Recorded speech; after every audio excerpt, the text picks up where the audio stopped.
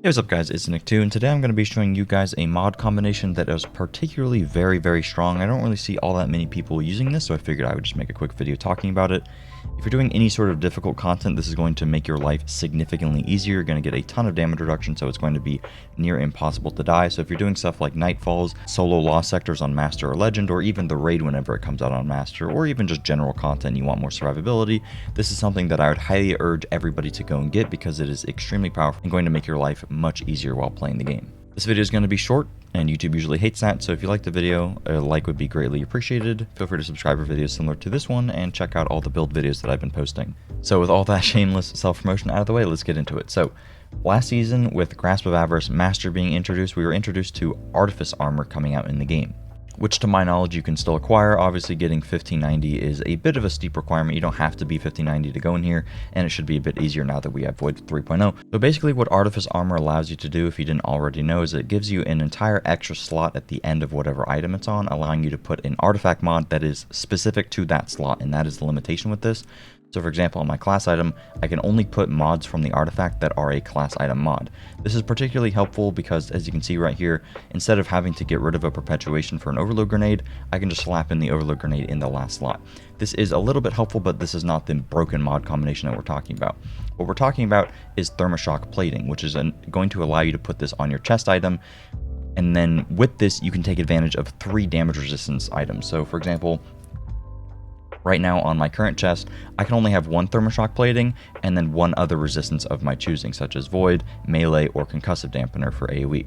But with the Artifice Armor, which I don't have a chest piece, but thanks to my friend Suture for getting this gameplay for me, you can put in a thermoshock plating on the last slot, and then for the other 2 slots, you can get any sort of resistance that you want. You can either double up and have 2 thermoshocks, or if you're crazy, you could have 3, but that doesn't do anything.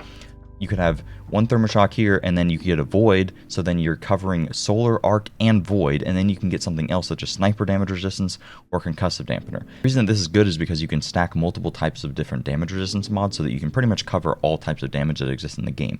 No matter what content you're doing, a lot of enemies are going to be doing all kinds of different damage, and being able to stack damage resistance to cover all of it is extremely powerful. If we take a look at the spreadsheet here, which I'll leave a link to in the description, we can see that 1 individual mod is going to give us 25% damage resistance to that specific type, and then stacking 2 of the same mod is going to cap out at 40%. So if I wanted to use double thermoshock plating, I'd have 40% flat damage resistance against Arc and Solar literally all of the time, and then I could use any of the other ones such as Sniper, Concussive Dampener, or Melee so that I could reduce my damage against those types of enemies. Also, one thing that's worth noting, if you guys didn't already know, Concussive Dampener is going to reduce any sort of damage that is any AoE.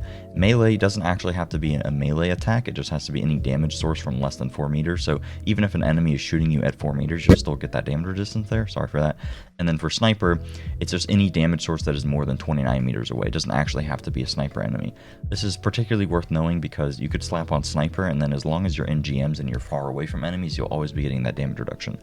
But this is really helpful because right now with GMs, or even, GMs aren't in the game, right? But with Nightfalls, we're always going to be getting an acute burn, which is going to mean that we're going to be taking additional 50% damage.